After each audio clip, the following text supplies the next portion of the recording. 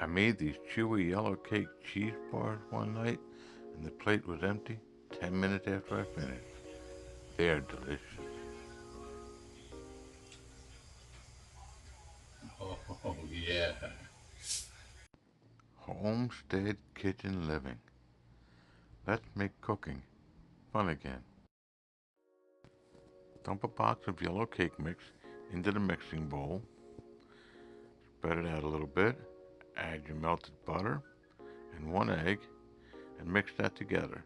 Start with a fork to keep the dust down. Now use your blender and finish mixing it thoroughly.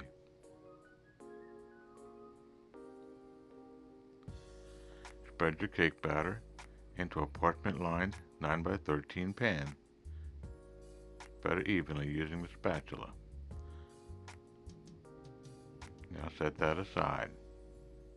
In the mixing bowl, add 8 ounces of cream cheese and whip that up with the blender.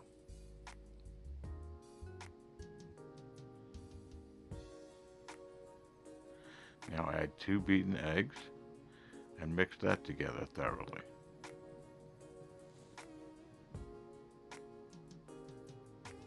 Scrape the sides down. Make sure you get it mixed properly. Start to add your sugar. I started with 1 cup of powdered sugar.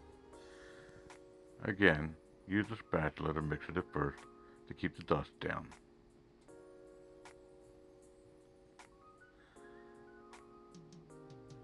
Now let's do a taste test.